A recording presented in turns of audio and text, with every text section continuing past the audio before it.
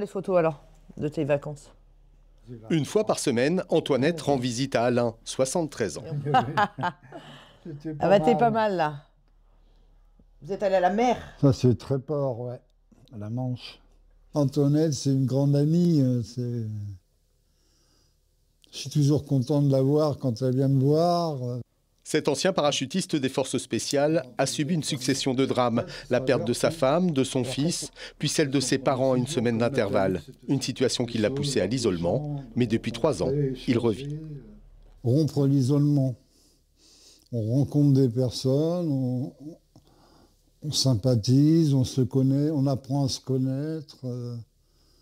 Et grâce au petit frère, justement. Celui qui a aussi été garde du corps de Johnny, ou Mike Brandt, vit désormais dans un immeuble partagé avec 5 autres locataires. Un appartement autrement digne de ceux qu'il a connus.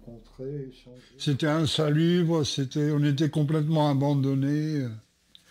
Les ascenseurs tout le temps en panne. J'étais au 11e étage en plus. Je veux qu'on parle de moi, que les filles soient nues, qu'elles se jettent sur moi, qu'elles m'admirent, qu'elles Famille d'accueil par ailleurs, Antoinette est bénévole aux Petits Frères des Pauvres depuis 6 ans. Elle se dit scandalisée par le rapport de la société aux personnes âgées. J'ai du mal à comprendre qu'à notre époque, on puisse encore laisser des personnes âgées seules et sans...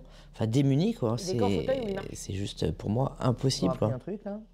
Pour elle, une démarche qui trouve pourtant tout son sens.